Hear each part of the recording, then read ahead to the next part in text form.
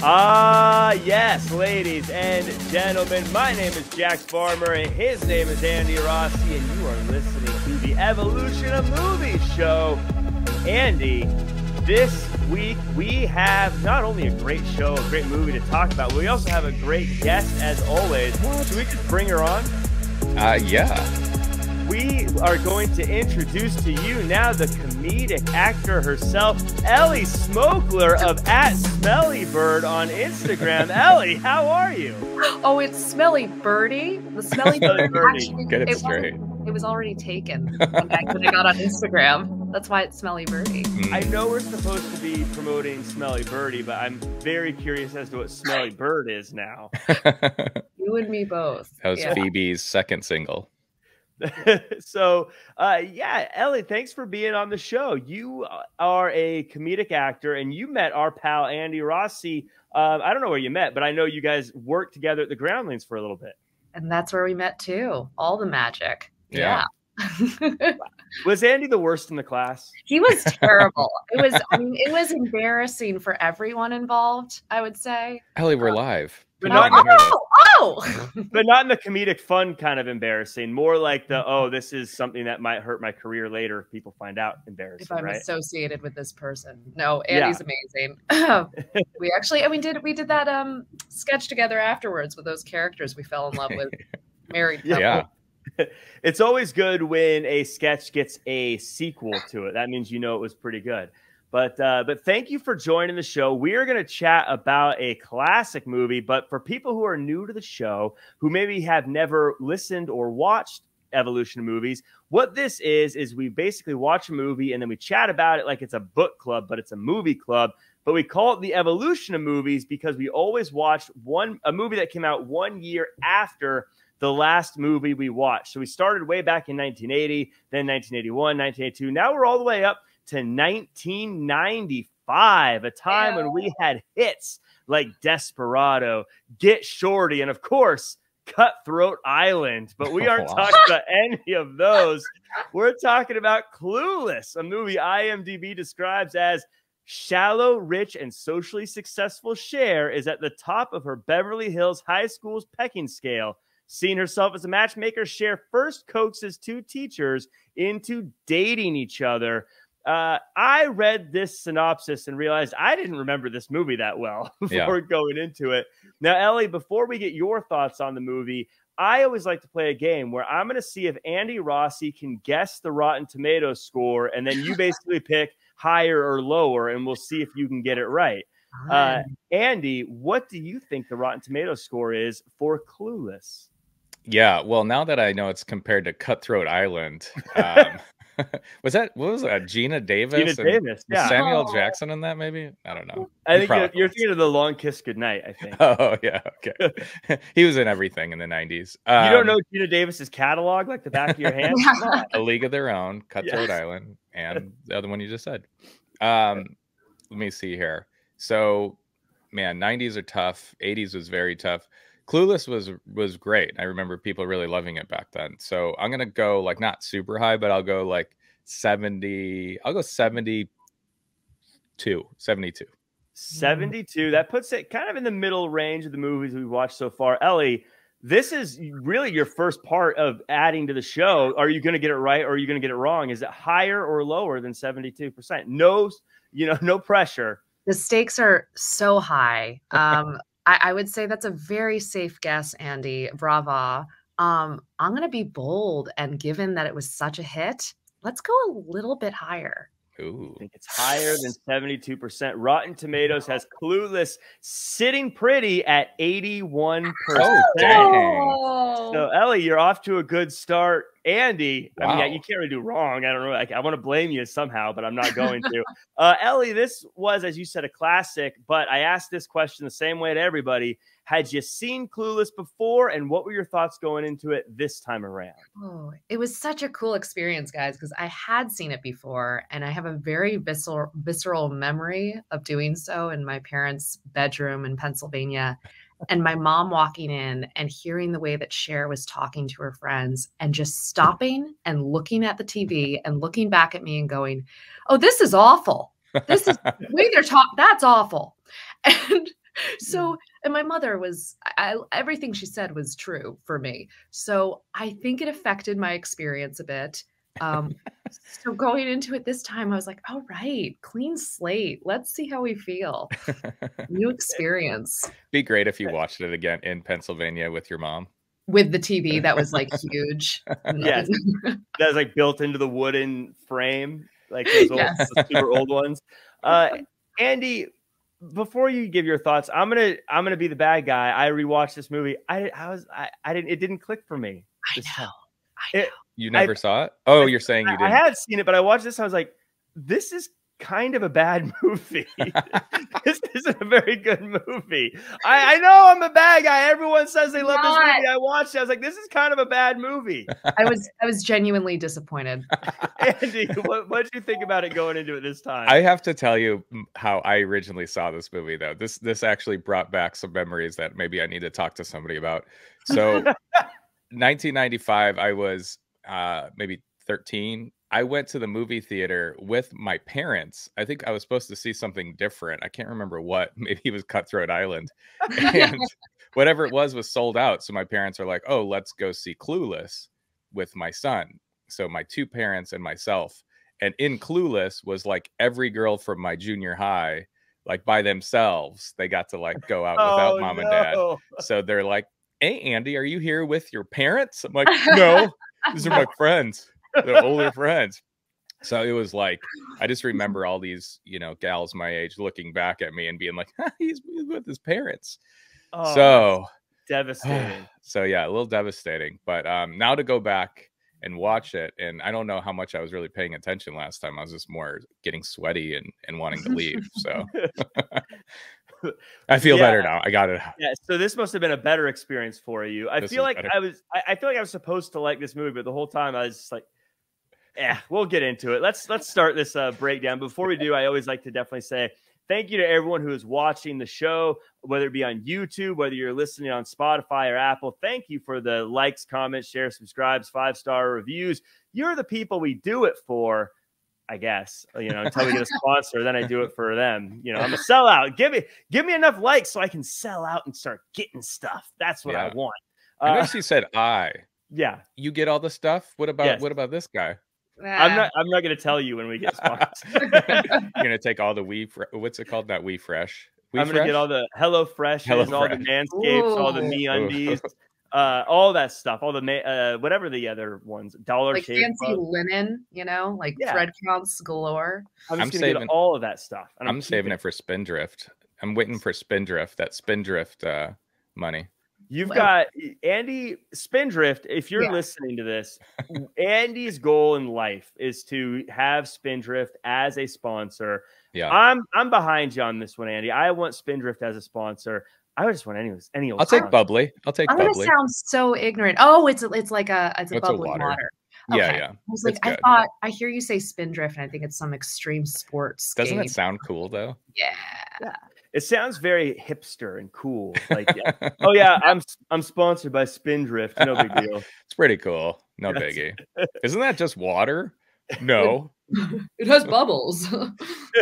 Shut up. Shut up. There's strawberry flavor in it. Let's get into this movie. We start the movie with a montage, which is very interesting, of like spring break of the real world. I don't know what I'm watching to kick this movie off, but I was wondering what's going on. And then Cher, fortunately, literally explained it all. She's a regular girl that uses a computer to pick out her clothes and act as her dad's assistant, and picks up her friend Dion before school. Cher is popular, and so are her friends. Also, her mom passed away, and her stepbrother is Ant-Man. Ellie, this is the very beginning of the movie. Explain the characters and the world that we are about to live in. Explain them? Oh my God. Well, first of all, you know what cracks me up? I laughed out loud where she gives the explanation of her mom dying from a liposuction malfunction. Yeah. And I was like, wait, there's some humor here. It painted the picture in a way that it felt extremely dated and like almost seeing something for what it is. I think if I were watching it back in the day, I'd be like, wow, this is what cool is. But because there's this time in between, I'm watching it going, okay, that hat though, no. And why are you your dad's assistant? That's strange. But regardless, we're setting up for success in Cher's life. And I was and am highly jealous of that computer choosing her outfits. It was very, very cool. I feel like that just meant she wasn't good at picking out outfits. She needed a computer to do the work for her. Oh man. Oh no, she has so many outfits. She can't decide. So the computer helps her decide. Yeah. And maybe she wasn't smart enough. She was clueless. She didn't know those things didn't match. And she was something to help her. I like how she said like it was a color wheel to know that the different outfits go together. That's what she needed. A goddamn color wheel. Shout out Color Wheels. Yeah. You can sponsor us too, Color Wheel. Hit us up. We'll take it.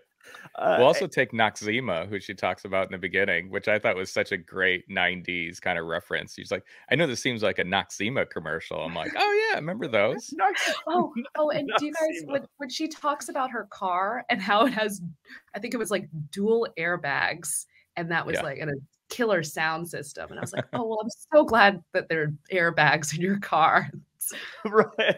It's like you could imagine if this was an older movie, then being like, my car comes with dual seat belts. Exactly. That's what and it an was. AM radio. Andy, this movie, it started off with the graphics very similar to like Dumb and Dumber, and this must have just been the style of the time.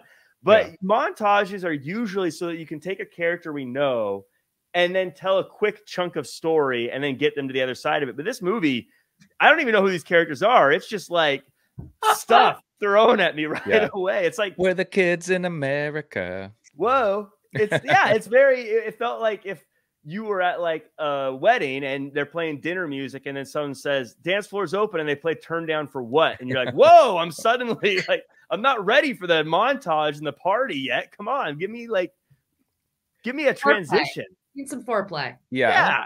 Give me some foreplay. There was no credits too, like no credits in the beginning or anything. They're just like, here, good luck. Right.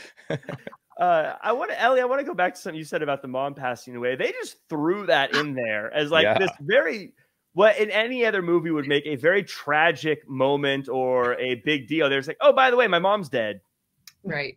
With the info section. But that was, for me, that was a moment that surprised me because I was like, that's funny. That was fun. There's this giant portrait of her, and she's like, I love my mom. I talk to her every day. And I'm like, okay. Do we have legs in this film? I got excited. I thought the humor would be at that level for the rest of the film. They did have some funny stuff, like when they talked about the house where she said the columns date back to 1972. Yeah. Like, okay. Is that impressive of all the things there? Yeah. So we start off very quickly. Cher's grades aren't looking good. So she starts trying to convince all the teachers to bump those scores up, but her debate teacher won't budge. She realizes it's because he's not a happy person. So she hatches a plan to set him up with the math teacher. She writes her a fake note from the debate teacher, and she gives the debate teacher a fake compliment from the math teacher. And it all works because now they're chatting on a bench. Also, Cher's dad takes away her driving privileges. Andy, if you just looked at the IMDb review, that's the whole movie. And man, I have a lot of little question marks in my notes because I was like, why was that the decision to be like, oh, I need to try to change my grade, so let me hook up my two teachers? I was just you like, plus me equals us. That's the math equation. I love the teacher, by the way, though. I just think Wallace Shawn, great. So good. We love him. Yeah. It was interesting that the person she was arguing with to get her grades higher was the debate teacher of all people, and he was the one that wasn't working on. He really let a lot go too. Like when Cher would do her speech with like her gum and stuff, and like anybody that would say anything, he's just like, meh, all right. I feel like that guy's super tenured and is just like, whatever. It also, two things to that end, seeing the class like always applaud for her, making these terrible debate speeches. I remember, like, as I was watching it this time, being jealous as a kid, being like, she has so much power. They all love her, and these are terrible speeches. Yeah. And when she does that thing, Andy, like you said, with the gum, and she's like, yeah. I flashed back to watching that as a kid and how I was like, that is so cool. Just the way she did it. She was so effortlessly cool and so successful in everything she did for the most part. And she was like Teflon. Nothing stuck to her throughout this whole movie. And this starting here, Ellie, I want to give some respect to the dad. He's a single dad here, but he made his kids a nice dinner in addition to all the stuff he was doing. And he got no credit for that. They had a nice sit-down dinner on top of being a high-powered lawyer, on top of having his ex-wife's kid there. This guy's dad of the year. He should. And by the way, looking out for his daughter, taking away her driving privileges when he should have. She's terrible at it. Yeah. Right. I think he gets dad of the year. Well, remember when he like throws a hissy fit when she has Ty over to eat, and he's just a monster about them, like, and she Ty's was in his like, chair. But it was yeah, dad of the year. That's I would say like maybe half dad of the year. I think you say dad of the half year. I was like, that's fair. 6 months. Okay. 6 months. You get 6 months to celebrate yourself. And I can't believe we've gone this long with talking about the beautiful Paul Rudd. Oh gosh, I don't know. I thought they were gonna be together like right away, but I also was like, they seem like brother and sister. Like in the beginning, they were sitting like very close to one another, and I'm like, oh, brother and sister, because they kind of are, right? It was sort of rooting for them. We're gonna get into that. That is weird, and it was weird in the 90s. So, but I want to say, like, it was great how it was Paul Rudd, like pretty much fully formed Paul Rudd. Like, he's funny, he's charming, he's good looking. Like, I was very much like, wow, look at him go. And he auditioned for like multiple different roles before landing this one. But which is like the perfect role for him. I think that scene, what you're saying, Andy, about them sitting next to each other and just like, oh, so annoyed with him. Again, I'm brought back to my youth watching this going, he is so hot and she's not fazed by him because she's so cool. It hit me in such a nuanced way. This whole movie did, guys. I have a lot of trauma. My trauma was looking back and being like, as a kid in the 90s, we were just the worst. Oh, God. Our parents were right about everything they said about us. But, Andy, I have a theory here about Paul Rudd. I believe his character, spoiler alert, in Ant-Man and in Endgame, they learned to time travel by going to the quantum realm.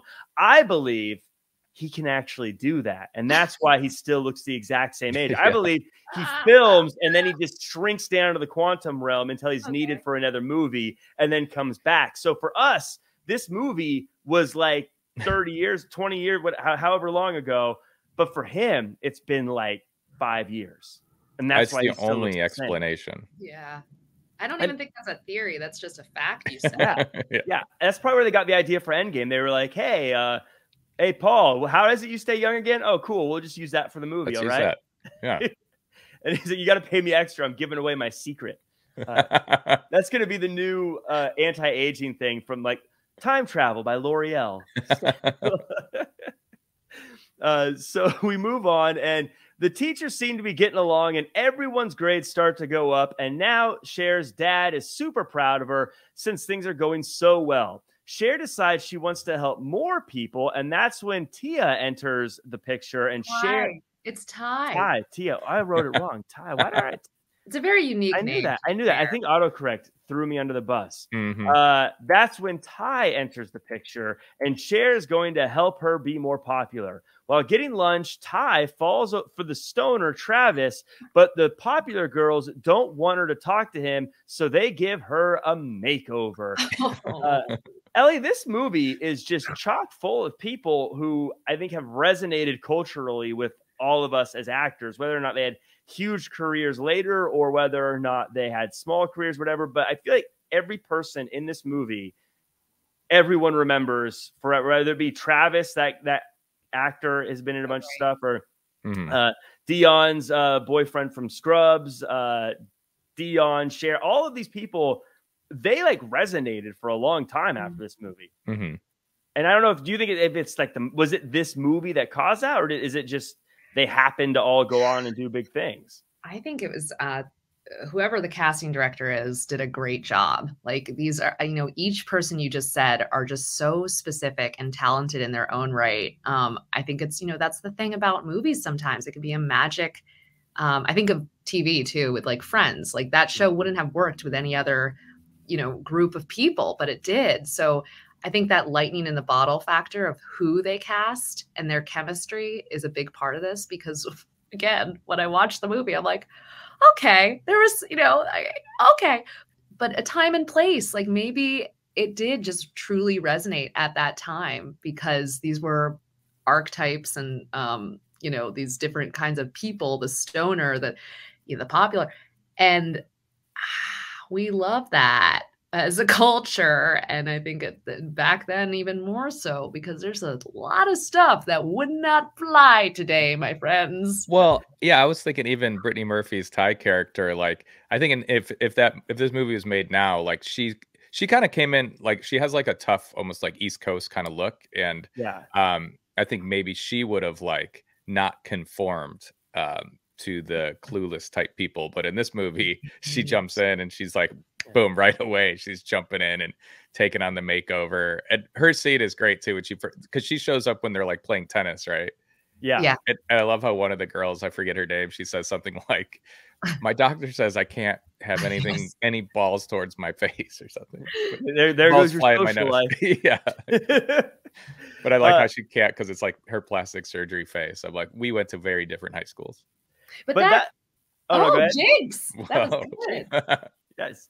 I was going to say but that is how you would imagine a Beverly Hills school to be, is that's all the characters there. And that's where I thought they actually did a good job, because if Cher was the only one like this, you'd be like, why is she so weird? But she was actually just like everyone else in the school. She just happened to be the most popular. Yeah.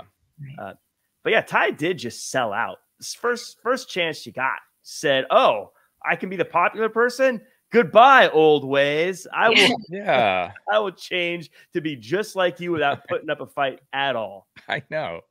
Do we know why she went to that school? Like, no backstory. There. No.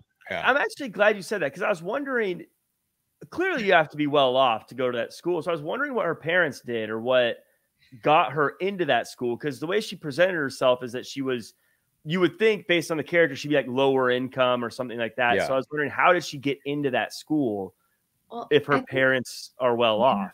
I think what you're speaking to actually is very similar to what Andy said about, you know, oh gosh, now I'm blanking on it. The idea of like, wait, she just conformed so quickly. Yeah. And you're saying we don't know anything. I think there's a level of surface level storytelling going on with some of this that we're like, it's easy to poke holes. And I think the fun of this film is that we just accept it. We're like, okay, you know, this is the world. Like we're gonna hit some stereotypes and we're gonna play with it, and we're not gonna ask too many questions. We're just gonna enjoy the ride. Popcorn. Right when you're about to think of what's going on, then they play a song. I wanna be a supermodel. You're like, oh, I don't have any questions anymore. Yeah. They did hit some like great 90s music in this movie. Yeah. You know, Ellie, I want to backtrack to something about Cher here. What's interesting about her is usually characters like this, when you watch me like this, you think like a Mean Girls or something, where the character is going to go through a journey of some kind where there's faults that they have and they have to learn how to improve themselves, become better. But I'm watching this. Cher is just like a good person. She takes care of herself. She reads, she works out, she takes care of her friends. There's nothing wrong with her. Like she's already the finished product as far as a character goes. That is a really good point. Yeah, I think again, there's like a level of fluff and entertainment and like joyfulness. And she is so appealing as a lead in this film. Mm-hmm. But yeah, I guess would it be the only journey is she's got to learn to love her. Like she's like at the end, she's like, I guess I'm clueless after that long shopping spree. And like, I didn't know the man I was seeing is into other men. I'm clueless, you know? Oh gosh. That was her journey. Was that her journey? I guess that was the hero's journey for Cher in this situation. But yeah, I just thought that was fascinating to me. And this is where they're going through their workout routines, Cher and Ty. And Cher's ex-stepbrother, Josh, walks in and he's not impressed by Cher's efforts. This doesn't stop Cher from trying to pair Ty up with Elton, the creepy guy at the party in the valley. Yeah. They work the room and they play suck and blow and they shave their heads and they even roll with the homies. Elton forces Cher to go home with him and makes an aggressive play to hook up with Cher before abandoning her at a liquor store where Cher is robbed. After the ordeal, Josh picks Cher up and takes her home. Andy, this is where I started to realize nothing in this movie plays into the next part of this movie. Like everything, once you finish one scene, almost like SNL, you forget that scene happened and then you just go on with whatever the next thing is. And why did Cher want to hook Ty up with Elton? He was super creepy the whole movie and a terrible dancer. He's like doing like this weird like robot move at the party. But I love Ty at this party though. She's so funny, just like doing her little rolling with the homies. She gets hit in the head with a shoe, I believe, and then hits her head on a lamp. I don't know. I really like Brittany Murphy as an actor, and it was just kind of sad to be like, oh man, you know how she passed so young, but she's so funny. Yeah, I mean, I was thinking about too in that scene that like in every scene that she shows up in, frankly, there is just a quality to her that's captivating and brings so much to this role. Again, I think like the people who ended up getting cast, it just magic. Yeah. Yeah, she had such a charisma to her as well, which stands out because she was in a movie with people who all had tons of charisma. So, I mean, for us to be saying she has a ton of charisma as she's standing next to Ant-Man and Alicia Silverstone and Paul Rudd is the word I was looking for. And, and so many people in that movie were just like, had it, and that's why I think we remember so many of them, but she still stood out in that way, in such a good way. But Ellie, she has one funny thing that I just noticed. I just like little things that little characters do, and like when she gets in the car at the end of the night, for some reason she's holding a snowman that you'd put like out in your front yard for Christmas. She is in the car with her, like this big plastic snowman, and I'm like, that's funny. It's funny because when you're young and drunk, you totally would take someone's snowman. 100%. I would 100% grab something and just take it home with me. Oh, yeah. And I would think it's hilarious. Yeah. Doing it. I still think it was hilarious. Oh, yeah. Still pretty funny. You have a snowman. Elton was super creepy. This was kind of a tense. Watching this, maybe it's just as an adult. As a kid, it didn't really catch me, but like watching this, I was like, Elton's like troubling, like if you were seeing this kind of stuff. And I thought the movie was going to get more tense here, even though it was kind of a throwaway bit. But Elton's just a weirdo. Such a weirdo, and it's so funny because when he popped on the screen, it was one of those moments where I was like, oh my God, I love this actor. Like he's fantastic. And I find him very handsome. Yeah. But you're right. I mean, it is like, you said it's like a sketch and then a new moment. It's like that was some dark shit. The way this guy should like, oh, he's a predator. Okay. And then we're on to the next thing, which is so of the times. Like boys will be boys. Like that shit. I mean, he literally like forced her in his car alone after multiple attempts to not get in his car. He forced her in there, drove her to a liquor store in a bad neighborhood, and then tried to force himself on her. And then when she said no, kicked her out and drove away and left her in this bad neighborhood. And she gets mugged immediately. She gets mugged immediately. By the way, no one holds it against this guy that he did this to the most popular girl in school, by the way. It's just, well, you know who his dad is? Yeah. The way you talk to her. I would be remiss to not bring this up. And I just want to say, as a woman watching this movie, it was so every other scene, the amount of eating disorder talk and body stuff, it was so painful to watch. And it just feels like one of the movies of many that was such a negative, like that's a negative impact of this film that I see, that that really was my experience watching it again. I was like, oh, this is painful. So not to be a Debbie Downer, but that's a big part of it. And I think with like the stuff with Elton too, because moving on, Ty says something like, if I'm too good for him, why can't I have him? Why wouldn't Cher just be like, listen, he just tried to like grope me and left me at Circus Liquor, which seems like the creepiest liquor store. That clown terrifies me in that movie. Yeah, as an adult now, it terrifies me. Yeah, I don't want to be at that place late at night by myself.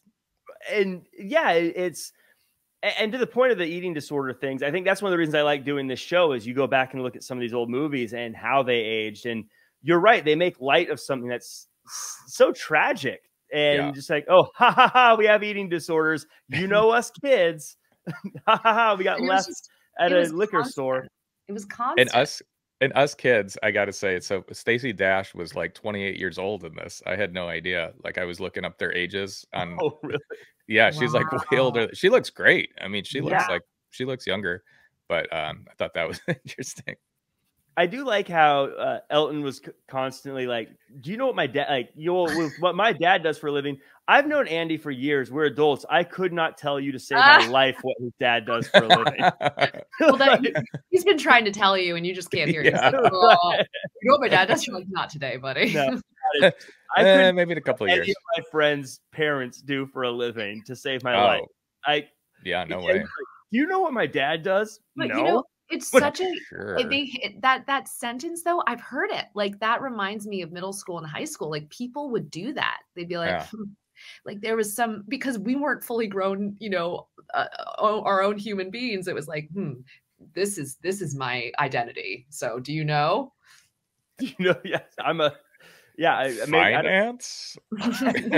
Ooh. Imagine guessing that as a kid, though. Yeah, finance. Yeah, either like, is he a police officer or a firefighter? Right. Those are the only two occupations I know. Trick question: mailman. Oh yeah. Okay. Yeah, I wouldn't. If I was a kid, the only thing I'd be impressed with if their dad was like a baseball player. My dad's a professional baseball player. I'd be like, wow. What team does he play for? The A's. Oh. Nah. Never mind. Be cooler if he was a firefighter. I would only be right. I would only be impressed if the dad was like had a sweet hookup to Spice Girl tickets. That'd be like his job is just giving you tickets to see Spice Girls. That would be impressive. That's his job is giving out Spice Girls tickets. Just Spice Girls. Yeah. Do you have anything else? Nope.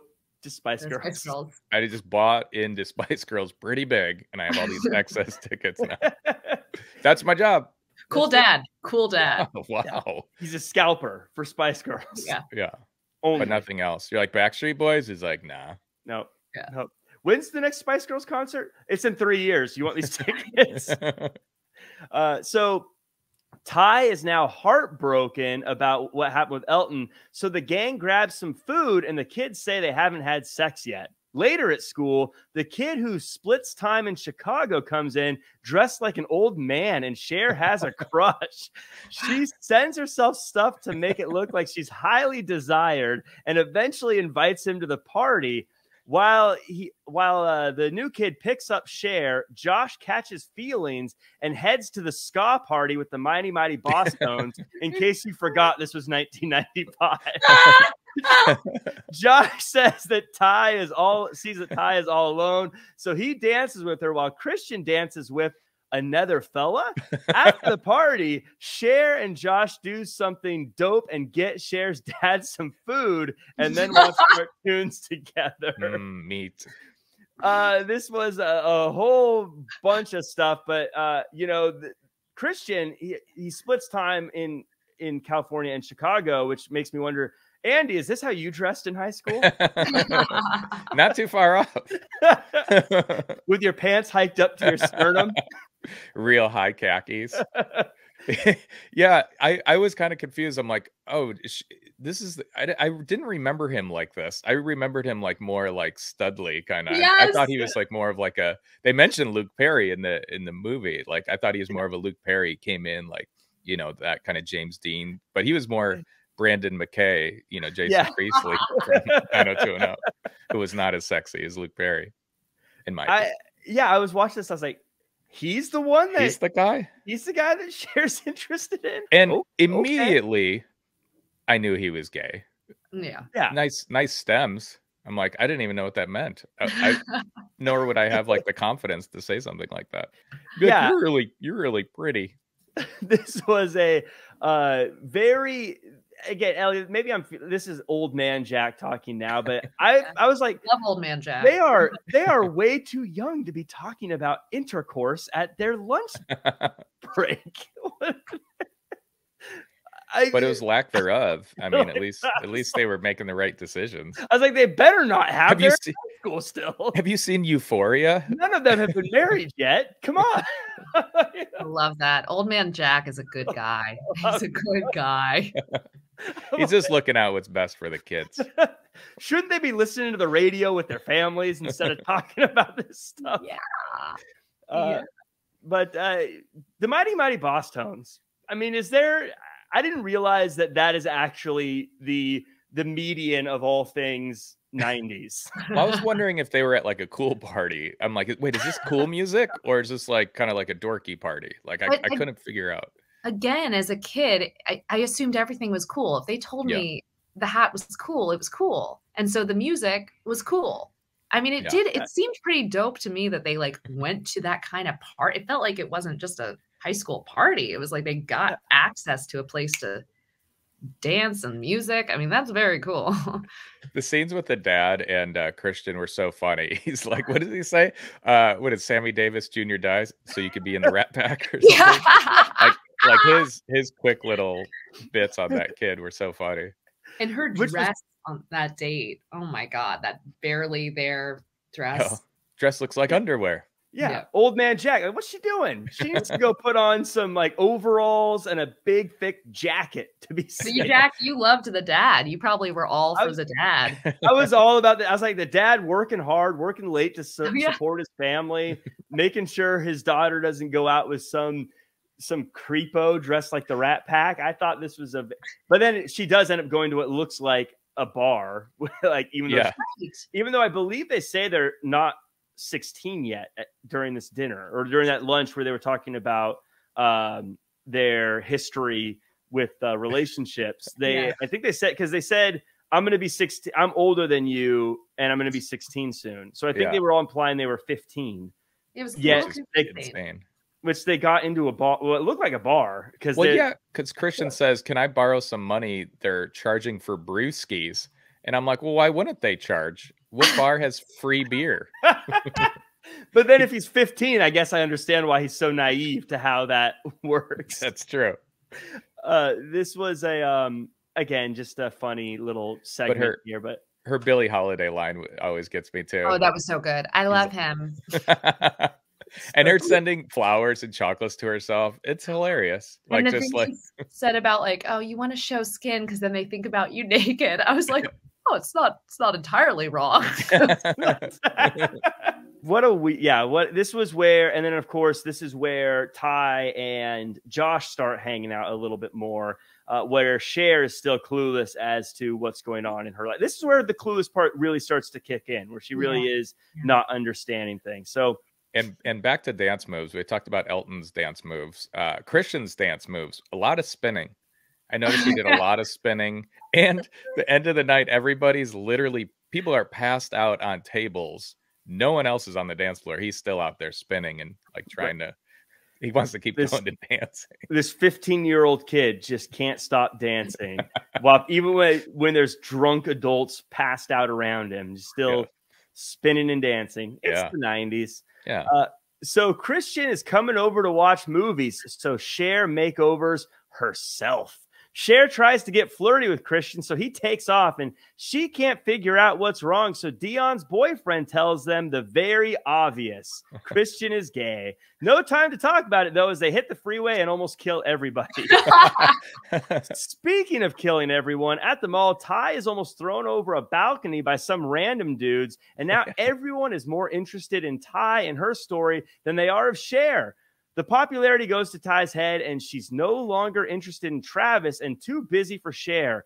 This gets in Cher's head, and now she has the wrong outfit for her driver's test, and it causes her to fail. And when Ty says she wants to date Josh, things really fall apart as Ty verbally berates her before leaving.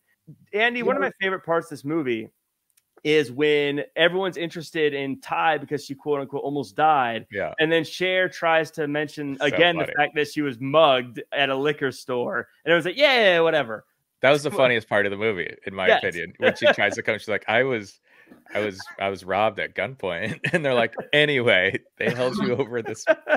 Which, by the way, what the heck were those guys doing? Who does terrifying. that? It was so scary. I forgot how scary that moment was. Again, to a 15-year-old. Yeah. Like I've never in my life been like, hey, you know it'd be funny if we hang this girl upside down on a railing at the mall. Right. And have everyone just kind of around you just kind of like, oh, okay, that happens. Donald Faison, though, talking about Christian while driving. That whole driving scene is actually pretty great. Like him trying to teach her how to drive, and then it also explained, like, it's so funny because he's talking to Dion about, you know, driving and kind of the relationship, and Cher's in the back seat, she's having a different conversation about this Christian guy, and then he jumps in about Christian. Does he call him a cake boy? Oh, it's bad. He says like a whole bunch of things. You're like, I don't know that. Could have just said, you know, he likes guys. Yeah. But it's what I liked about that is going back to what Andy and I said at the beginning is, yeah, I think it was pretty obvious from the get-go. I do like that. Well, I can't remember what Dion's boyfriend's name was in the movie. Murray. Murray. I like how Murray was like, what do you mean you guys didn't know? Like, what? Like the fact that I like that he definitely had this, like, it's obvious. I don't know why you guys are so surprised by this. Yeah. And them driving, though, is so funny. Just like, I felt like that, like when I was younger and first learning how to drive, and you get on the freeway, you're like, oh my God. Like, so like their reaction, I can't imagine. Like, I grew up in Chicago, so we had some traffic, but like LA traffic is like no joke. And be like, you know, I guess they're 15. They're like the oldest looking 15-year-olds ever. But like them going on the highway, it's just like so funny. I mean, I'm guessing 15 because Cher said that she's going to get her driver's license when she's 16. And then she told Ty she's like 4 months older than Ty. Right. So, math there, Jack. So doing the math, and you're right. Again, so after I heard that, everything in this movie started registering a little differently. And then when she takes her driver's test, and the movie presents it like we're supposed to feel bad for her not getting her license. I was like, thank God she didn't get her license. This is how many hydrants that she hit. So like, there's like, I think she hit like 2 cars, 2 hydrants. It's like, yeah, don't give her a license. Yeah. Like I don't feel bad for this. This is the right thing to do here. She's a terrible driver. Yeah. And the driving teacher was great. And she wasn't going to talk him out of not giving her the license. Like, hey, by the way, I have a teacher I could set you up with. He's like, no, you failed. Did my math teacher write this note to you? Yeah. But this is, I guess, as close as we're going to get to an all hope is lost moment in the movie when Ty wants to hook up with Josh and then suddenly gets really mad at Cher for wanting to. By the way, what she said, you're a virgin and you can't drive. Damn. That is actually a very harsh line to say to somebody, though. Like if I had failed 15, though, if someone said that to me, I'd be, you win. I have no good comeback. I'd maybe at 15, I'd say your mom. But at 15, I'd say, yeah, you're right. I'm 15. I don't know how to drive yet. I don't know how everything quite works yet. But I have to, like, this Beverly Hills world is like so different from me sitting on the couch in Pennsylvania. And so like the fact they were driving like on these freeways, like the scariest place probably to learn how to drive in America. And the fact they were like hooking up and going to these parties, I accepted it because I was like, I guess that's what Los Angeles is like. Yeah, that's my vote. How many people tried to be just like the people in this movie? Now, growing up, looking back, no one was like that. You're kidding yourself. I was wondering too if any of the terminology, like I don't remember that really catching on. Like I don't think I knew any people that were saying as if or calling people Baldwins. A lot of it, I think, was made up for the film. Yeah, like the language and the vernacular of it too, which is cool. I think as if came from this movie. Yeah. Oh, that's amazing. Maybe it did. I mean, I don't know. I Looking believe back, you. that's where it sounds like it came from. Old man Jack knows. Back in Old my man- time. I believe as if came from the movie Clueless. These whippersnappers don't understand. As if. Wait, can I ask you guys something real quick? This is really important. You know that lineup where they show all the guys and she's like, high school boys are gross. And they're like, they look like just weed smoking, just not taking care of themselves. Yeah. 2 thoughts. One is I want to know if you guys related at all, but more importantly, watching it, I was just like, this feels like we have the same version in Los Angeles now, but they look different. Just don't shower, wear a garbage bag. Men in Los Angeles. I felt like it was pretty accurate. Yeah, like I was like, yeah, there's a lot of guys that seem to do that. I literally had that as the next thing I was going to bring up because it was funny how I was watching this. Again, going back, like as a kid, I was like, oh yeah, this is how you dress. And parents always like, you look silly. Now I look back at it as an adult, I'm like, yeah, my parents were right. I look like an idiot. Why was I dressing like this? Well, I dress more like Christian, so I went in my dad's closet and just picked out stuff. These seem like some nice slacks. Hey, listen, I still have my Juicy Couture zip up from 9th grade. So perfect. So do I. Share today. Yeah, I got it says Juicy on my butt. I know you do. One thing I wanted to ask, I mean, I guess it's not a big thing, but Donald Faison has braces the whole time. Is that just, did he have braces in real life, or do you think that was like a character thing? We're like, let's give him braces. I don't know. I kind of liked the braces. It was just like a nice character. I love when they have like little additions to their character by doing something like that. But I don't know if we ever... I think they're real because he has very nice teeth now. I ironically saw a commercial with him and the other guy from Scrubs in it, like right after watching this. Oh wow. And his teeth look very nice. He also looks the same age. He's aging very well. Yeah, he looks great. He cracked me up. I think like every time he called her woman, I mean, again, if it were a different person in that role, I'd be like, ew. But he was so likable, and you're right, like those braces, and he's a good guy, and he's just like woman, and it made me laugh. For being like a Beverly Hills School, I think there was some likable guys. He was really likable. So is Breckin Meyer's character, Travis, was like super likable. Like there's some good dudes. Like I felt like you would think like Beverly Hills School, everybody's, Christian. Like an Elton. Yeah, Elton. Right. That's the name. Yeah. He was just another very charming, charismatic person where he was kind of a jerk, but he was so likable, it was okay. Yeah. Like if you just saw the words, if you saw the script, you'd be like, oh, this guy's a total jerk. But the way he delivered everything, it was so lovable that you'd be like, it is what it is. But why was it that like Cher liked Elton, but then like Travis was like nasty? I'm like, Travis is so nice. He just wants people to go to his skateboard things. He's kind of a stoner guy. I don't know. I felt like that. I'd be friends with that guy. Well, yeah, but you're not a high-powered socialite in high school. That's the problem. Yet. So as we round out the movie, Cher tries to figure out why she's upset and realizes she loves Josh. While helping her dad do lawyer stuff, she decides to make over her soul by giving to the Pismo Beach Disaster Relief Fund. Ty apologizes for being a jerk, and now they're friends again. And Ty is back on Travis, and now Josh is defending Cher because she messed everything up with the lawsuit. So now they're in love, and so are the teachers, and so are Ty and Travis, and Dion and Murray, and Cher catches a bouquet at a wedding, and everyone is happy until the start of junior year. Again, one of those scenes, as I'm watching this, I'm like, they just throw out everything that happened in the last scene. Like Ty just goes, my bad. And they're friends again. Here's a bow. Let's tie it. Totally. This story.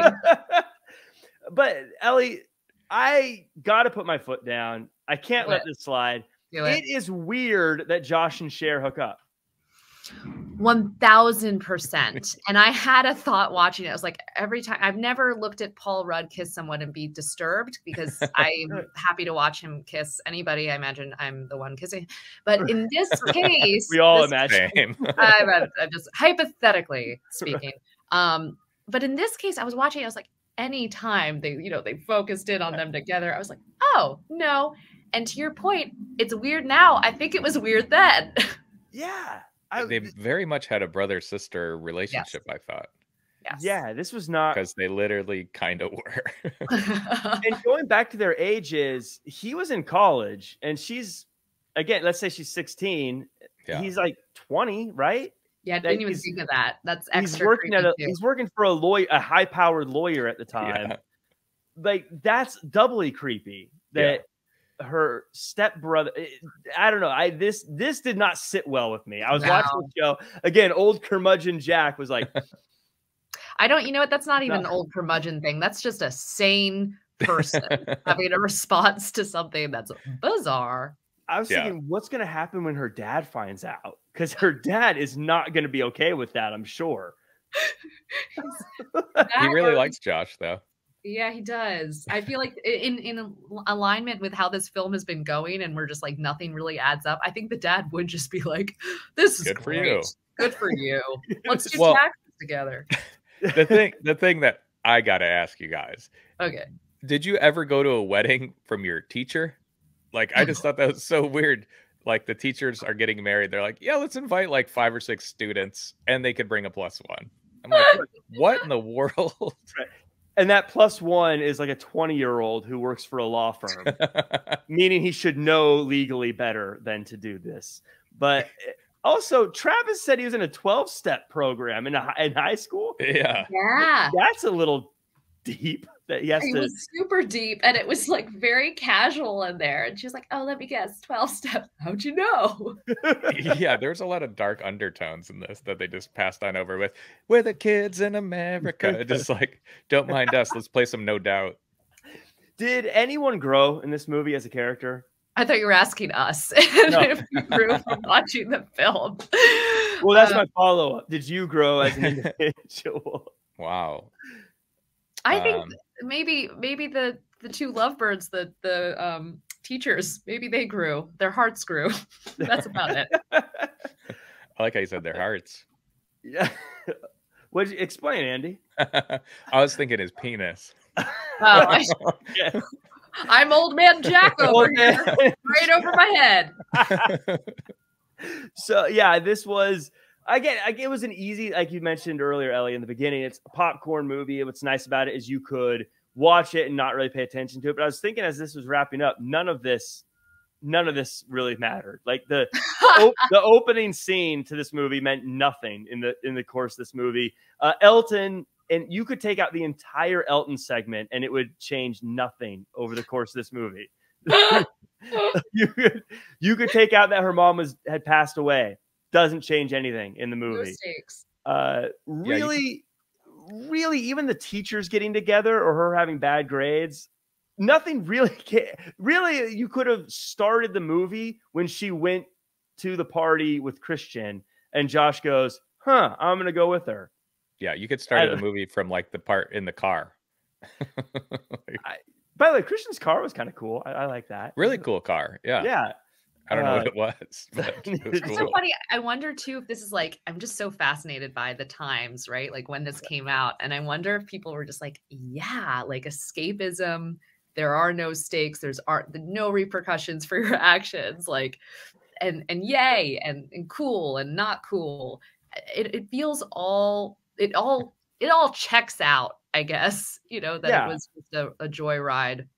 It does kind of remind me of a movie we reviewed last year, Empire Records, where that movie is a bunch of stuff that happens and then doesn't really matter. Was that the same year too, Jack? Is Empire Records 95? They've got to be close. Because maybe, Ellie, to your point, that maybe that's just that time period. Yeah, that's what I'm wondering. Throw a bunch of stuff together and say, here you go.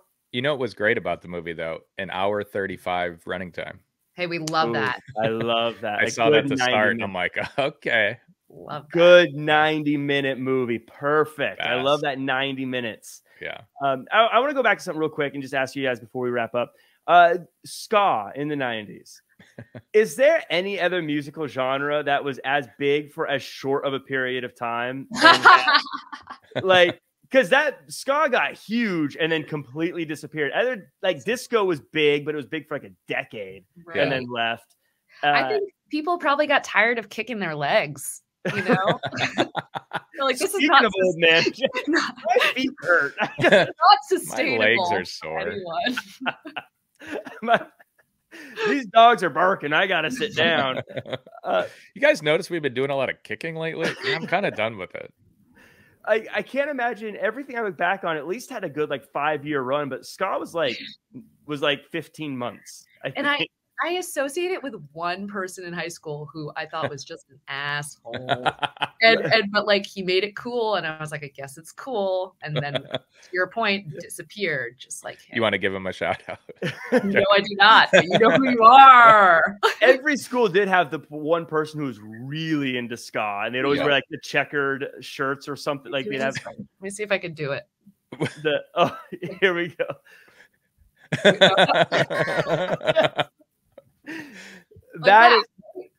Jack, describe it to the people not listening. Let me get it ready.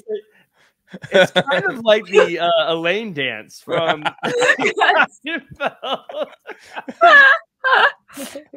but with a little more motion to it. Yeah, I don't know. I don't really know if there's anything to take away from that. But yeah, there's always one. I think every school had the one kid that was really into ska and didn't let it go even after everyone else did. It's over, Bobby. He's like, no. Like, but I just got this new fedora. Sorry. Fedora. Sorry. Boston's got a new album coming out. It's over. I got this new zoot suit though. Come on. Enough of making fun of ska. Let's wrap this up. Ellie, you always get the last word. So I'm just going to say it was a fun nostalgia trip. Like, I enjoyed the nostalgia of it. But if I was looking at it as a movie on its own, probably not the greatest movie of all time. But if you want to go back and just revisit the 90s, it was a fun trip. Andy, any final words from you? Yeah, I agree with everything you said. And I thought it was just kind of fun to see. There's movies with like ensembles when you're kind of like, oh, whatever happened to that person? Oh, that person seemed to not do anything. It was kind of cool to see, like, going back, most of the people in the lead roles, like, they definitely had like great careers. So it was kind of cool to be like, oh yeah, they did some good stuff after this as well. So, but yeah. Definitely fun 90s movie. Yeah, Ellie, what were your thoughts looking back on it? And give us one good Rolling with the Homies sing-along impression. Oh, stop it. I've been waiting for this moment, you guys. I think, to your point, I do. I think it's a time capsule, of the fun and lightness and fluff and 90s isms and all that is there.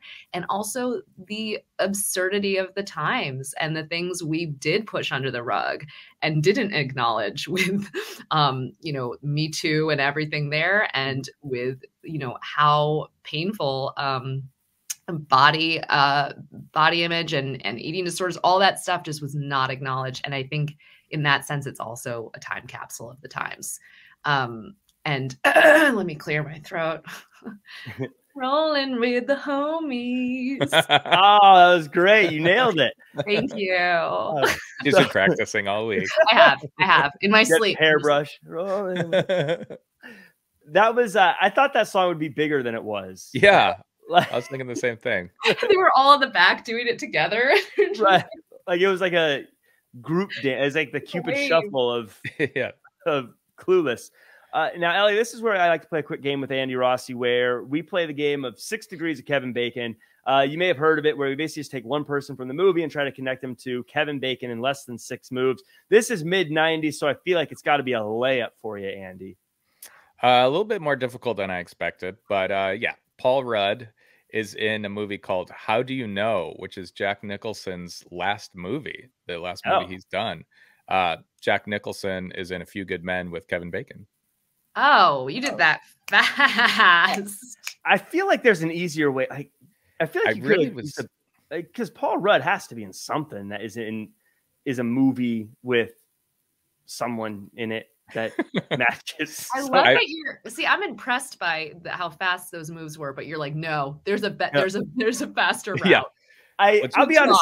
I don't like it when you pick movies that aren't as popular. I want movies I've seen, not movies that slid under the radar. There was a movie called Picture Perfect and a movie called Object of Your Affection or something, both with Jennifer Aniston.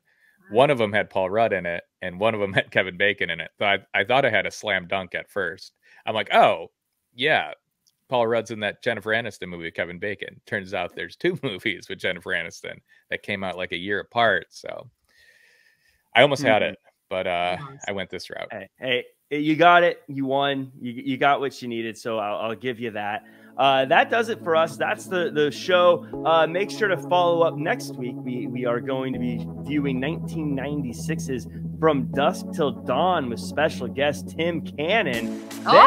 Timbo! Yeah, you're going to have to tune in for that one. That's going to be a lot of fun. Then we go to 1997's movie Men in Black with a repeat guest for the first time this season. Flobo Boy's coming back. That's his all-time favorite movie, by the way. Nice. And then 1998's Can't Hardly Wait. We're bringing on Eric Peterson for that one. I think that's going to be another one where I go, none of this mattered. But we'll see how that plays out. That does it for us. I'm Jack. You can find me at Real Jack Farmer across all social media. Andy Rossi, where can the world find you and what you're working on? You can find me at Just Andy Rossi or at Dead Body Movie. And Ellie, thanks so much for being on. It was a delight to have you. Where can the world find you and follow all the fun stuff you're working on? Yeah, on Instagram, I am at Smelly Birdie because Smelly Bird was taken, as we've established. And Jack, it's been a pleasure. You are a virgin, and Andy, you can't drive. Well, I feel like I'd rather not do it. It's the first time I'm meeting you, and I know. Yeah.